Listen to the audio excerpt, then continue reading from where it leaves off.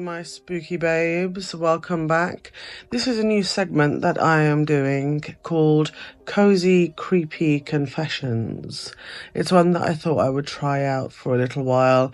Of course, the folklore and the urban legends will continue, but welcome to my boudoir. Of course, this is not green screen, this is all mine.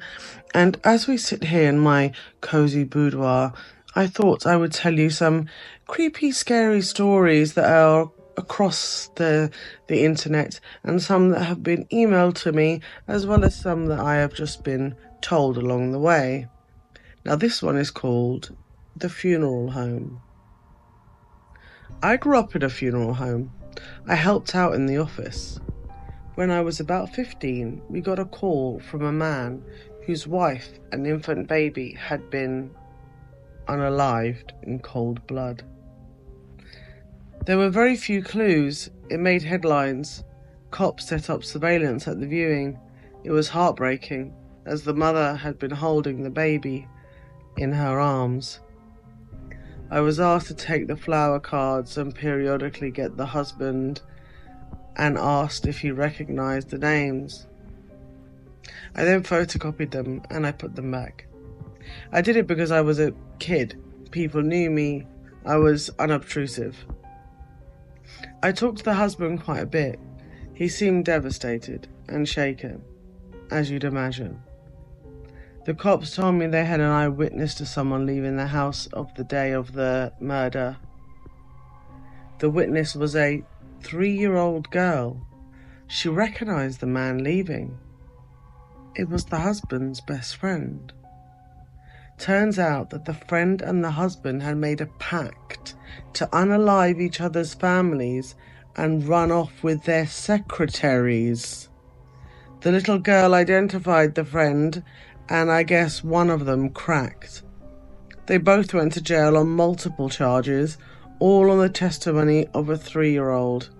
I still cannot believe to this day that that man stood right beside me multiple times and I had no clue.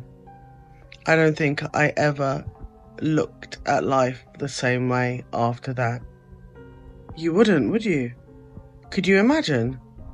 First of all, what kind of pact is that? The obsession with secretaries is so bizarre. I've never understood it.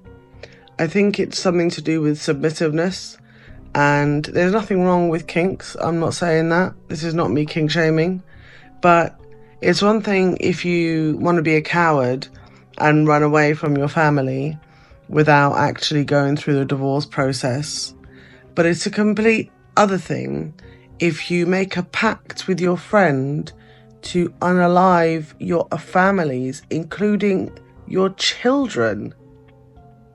Yeah, absolute pieces of garbage that deserve to be in a cesspit. Next. My aunt woke up in the middle of the night and she heard her dog making these low growls. She was single at the time and living alone in her ranch-style home. She walked out to her living room to check things out.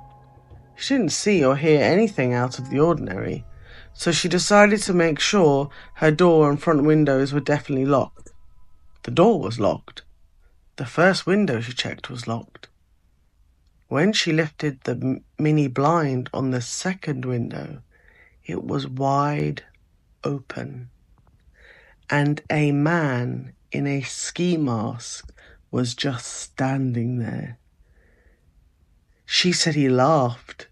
She said he laughed this evil laugh and said, "Party time." I don't know what I'd do in that situation.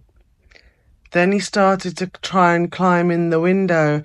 She screamed that she had a gun, and her dog started barking his head off.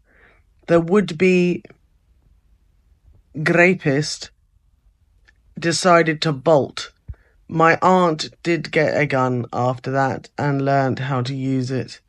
I can't even think about what would have happened if she hadn't had her dog to warn her. That is terrifying. That is bona fidely terrifying. These are like These aren't even paranormal at all.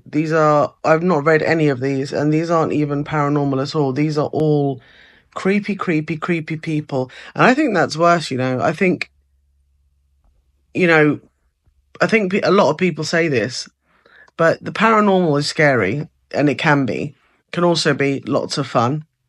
However, sometimes there are situations where you hear about these real people and the things that they do, and you think to yourself, why are people so scary? Party time? No, sir, no party time for you. It's just no, no, no, no. Okay, so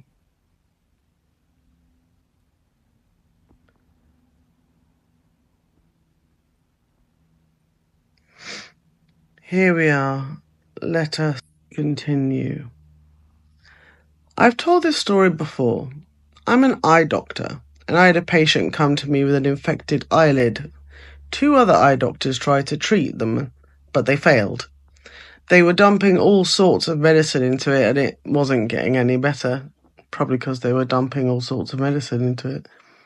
At this point, it was swollen and painful for weeks with no improvement, despite tons of medicine. I think maybe the concoction of medicine did it. Apparently, neither of them thought to flip ugh, the lid upside down. For those of you that are queasy about that, um,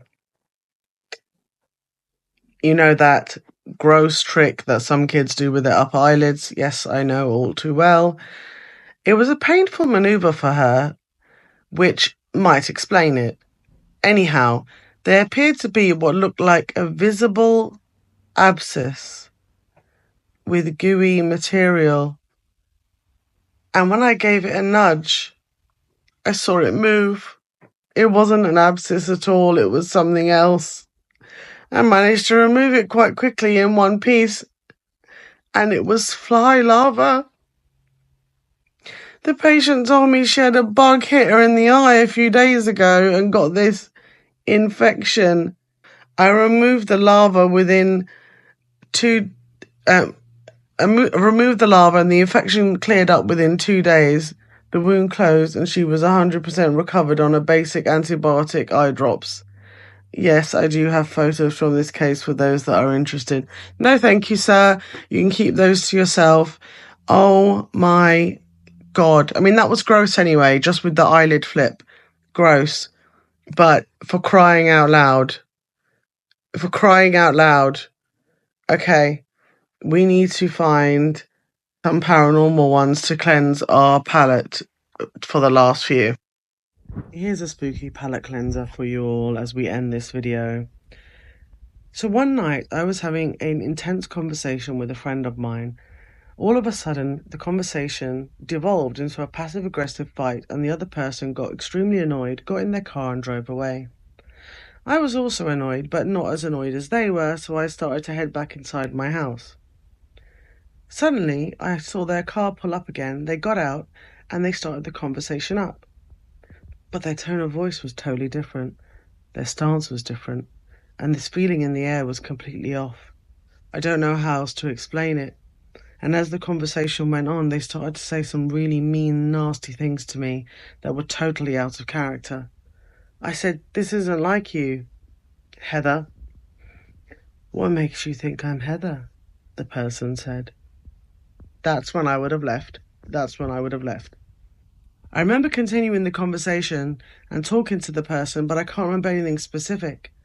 I just remember feeling more and more alarmed and having this gut feeling that something wasn't right. Finally, I told the person just to go home. They did and left. I went back inside and began to tell my sibling when the doorbell rang maybe 2 to 3 minutes later. It was the person coming back to apologise for the original fight. They'd been driving around town and didn't want to go home, leaving things so unresolved. I asked why they had come and said all those horrible things to me, and they looked at me like I was crazy. They had no idea what I was talking about. I mean, they could have been lying, but that whole situation scared the hell out of me. Yeah, me too. Yeah, doppelgangers and mimics are definitely not the ones for me. I loved it as a paranormal palate cleanser, but I must admit, things like that really creep me out. In fact, I had my own experience earlier this morning. The fact that it was like in the morning kind of didn't really trip me out, but the more I'm thinking about it, the more I'm like, where did it come from? I'm completely alone. In my boudoir, as you can see, but genuinely, I am completely alone in the house. I'm just with my 2 rats and my 2 cats. And unless either of them have learned to speak, from the next room, that's what it sounded like. My windows are closed, my doors are closed, and from the next room, it sounded like a younger girl saying, "Hello?" And like a fool, I said, "Hello?" Like, you know, the typical thing you're not supposed to do. But it really threw me off for a minute, and I thought, hold on, maybe because, you know, people had just left, so I thought, oh, maybe they came back to grab something and were calling for me. So I answered. I don't recognise the voice, don't recognise it at all. And part of me is trying to, you know, find some logic in it, but I can't. I don't know where it came from. I don't know why. But I'm just gonna throw that to the back of the mind there and pretend it didn't happen whatsoever. For future videos, when we do urban legends and folklores, we will have our traditional background. But for when we read some of our creepy confessions or paranormal stories, then I think I would like to stick with the Victorian-esque boudoir. It just seems to set the scene a little bit more for me. So, without further ado, I bid you adieu and say thank you so much for watching and joining me today. I appreciate every one of my subscribers. Even though I am a teeny tiny channel, I appreciate you all so much. Apologies for the croaky voice. I've had a cold all week, but I really do appreciate you being here with me. If you did enjoy the video, please do give it a like, subscribe if you haven't already, and I will see you next time. Until then, stay safe, stay spooky, 'cause I love you.